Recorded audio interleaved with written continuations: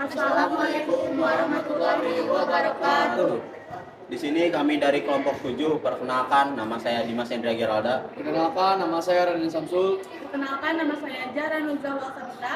Perkenalkan, nama saya Lili Firdayati. Di sini kami sebagai kelompok 7 akan menjelaskan tentang kebijakan politik pada masa pemerintahan SBY dari tahun 2004 sampai 2014.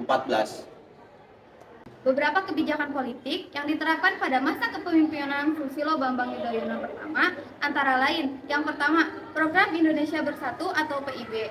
Susilo Bambang Yudhoyono atau SBY mengusung visi ini untuk meningkatkan stabilitas politik, keamanan, dan perekonomian Indonesia. Yang kedua, desentralisasi dan otonomi daerah. Penguatan pemerintahan daerah untuk meningkatkan partisipasi masyarakat dalam pengambilan keputusan dan mempercepat pembangunan di tingkat lokal. Yang ketiga, pemberantasan korupsi. SBY menekankan pentingnya pemberantasan korupsi dengan membentuk Komisi Pemberantasan Korupsi sebagai lembaga independen. Yang keempat, program pembangunan nasional. Fokus pada pembangunan infrastruktur, pertanian, dan pengentasan kemiskinan untuk mendorong pertumbuhan ekonomi. Yang kelima, ada hubungan internasional. Peningkatan kerjasama dengan negara-negara lain, khususnya dalam bidang ekonomi dan diplomasi. Yang keenam, ada program kerja kesejahteraan masyarakat. SBY menitikberatkan pada upaya meningkatkan kesejahteraan masyarakat melalui program-program sosial dan pemberdayaan ekonomi. Lalu ketujuh, ada pembaruan sistem pendidikan. Upaya untuk meningkatkan kualitas pendidikan di Indonesia melalui reformasi kurikulum dan peningkatan akses pendidikan.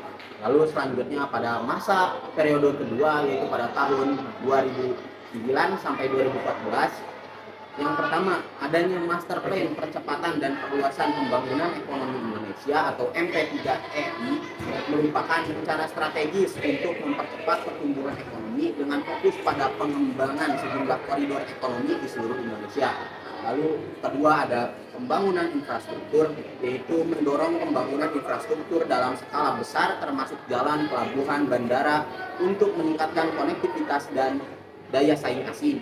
Lalu ketiga, ada program Indonesia Sehat, inisiatif untuk meningkatkan sektor kesehatan, termasuk peningkatan akses layanan kesehatan, vaksinasi, dan penanggulangan wabah penyakit. Lalu keempat, ada kebijakan energi dan lingkungan, menyuarakan isu-isu lingkungan dan energi, terutama dalam konteks pengembangan energi terbarukan dan perlindungan lingkungan.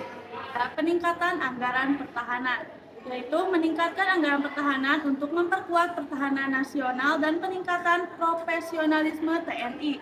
Yang ketujuh, ada program Indonesia Emas untuk memajukan olahraga dan prestasi Indonesia di kancah internasional, khususnya pada ajang olahraga internasional seperti Olimpiade. Yang ketujuh, ada pemberantasan korupsi. SBY terus-menerus menegaskan komitmennya dalam pemberantasan korupsi dan pendukung kerja Komisi Pemberantasan Korupsi. Yang ke-8 ada penanggulangan bencana, meningkatkan upaya penanggulangan bencana dan rehabilitas pasca bencana. Adapun kebijakan politik luar negeri pada masa pemerintahan SBY mencakup beberapa aspek penting. Yang pertama, kebijakan damai dan stabilitas regional. SBY menekankan peran Indonesia dalam memelihara perdamaian dan stabilitas di kawasan Asia Tenggara, termasuk mediasi konflik di Myanmar dan negara-negara tetangga. Yang kedua, penguatan kerjasama bilateral. Meningkatkan kerjasama dengan negara-negara besar seperti Amerika Serikat, Cina, dan juga Jepang dengan fokus pada perdagangan, investasi, dan hubungan politik. Kemudian yang ketiga, kemitraan strategis. Mengembangkan kemitraan strategis dengan beberapa negara seperti peningkatan kerjasama dengan Australia dan pengokohan hubungan dengan negara-negara kawasan Asia Pasifik.